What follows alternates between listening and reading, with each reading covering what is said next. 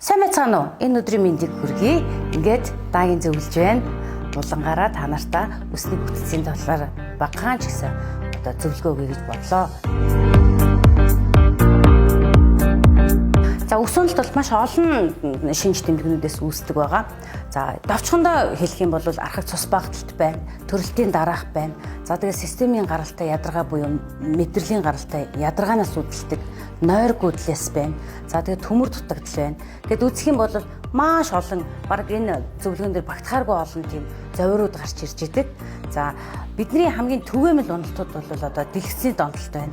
Нойр гүйдэл байна. Хит их ачаалттай ажилтнаас гэд одоо цомхондоо эдгэр зүйлүүд орсон байлгаа. Тэгэхээр уналтыг ярихаар эргээд үсний бүтцийг ярих болчихчихдаг. Тэгэхээр үсний бүтцэн маань өөрөө яг юунаас үүсдэг вэ гэхээр арьс хуйхны доор байдаг 3 дахь давхаргын доотлолт байгаа энэ зүйл маань үсний булцуу гэж явдаг. За энэ булцуу маань хамгийн их тэжээмжээ авч яадаг хэсэг бол артер венис улс гэдэг. За эндээс тэжээмжээ авахаас гадна хажуу тал дээр нь хүсний булчирхай, тослогийн цорог гэдэг эдгээр зүйлүүд нь бас оршин тогтножийдэг.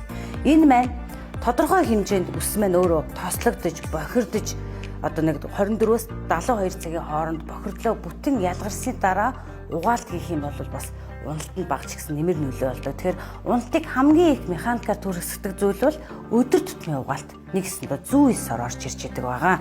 Тэгэхээр өдөр тутмын угаалтаасаа холдоод явчих юм бол энэ доор байгаа эдгээр зүйлүүд маань өөрийнхөө бохирдлыг яг жам ёсоор гаргасны дараа бид цэвэрлэгийг хийх юм бол нэг талдаа энэ маань үсний хамгийн том хөрөнгө оруулалт буюу зөв одоо угаалт, зөв зуршил болж эхэлдэг. За өсвөлтийн токсик бүтээгдэхүүнийг танилцуулж байна. Энэхүү бүтээгдэхүүн маань үсний ургалтыг маш сайн дэмжиж, уналтыг зогсоодог бүтээгдэхүүн байгаа.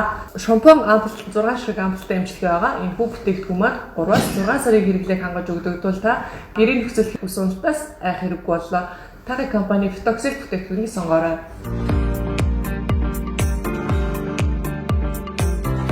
Үс тослогдол гэдэг маань маш энгийн аргаар тайлбарлах юм бол бидний үсний бүтц рүү эргээд орё. Бидний яриад байгаа энэ тослогийн булчирхай хөлсний цоргууд маань идэвхтэй ажиллаад эхэлж идэг.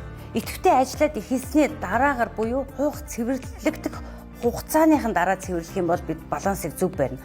Хоёрдугаарт нь тослогчлолт маань буруу зуршлаас үүсдэг. Байнга угаах, тогтмол угаах, өөрт тохироогүй савнс шампунуудыг сонгох. За дээрээс нь хитрхи их уургалаг зүйлийг идээд ирэхээр үсний баланс алдагдчихэдэг. Бид нар маш одоо уургийн өндөр агуулмжтай зүйл. Дээрээс нь мах байна. Тослог ихтэй хүнс хэрэглээд эхэлж байна. Хайрсан уурсан шарсан юм ихээр хэрэглээд ирж байна. Энэ тохиолдолд бидний хуухны баланс дээр өөрчлөлт орж идэг.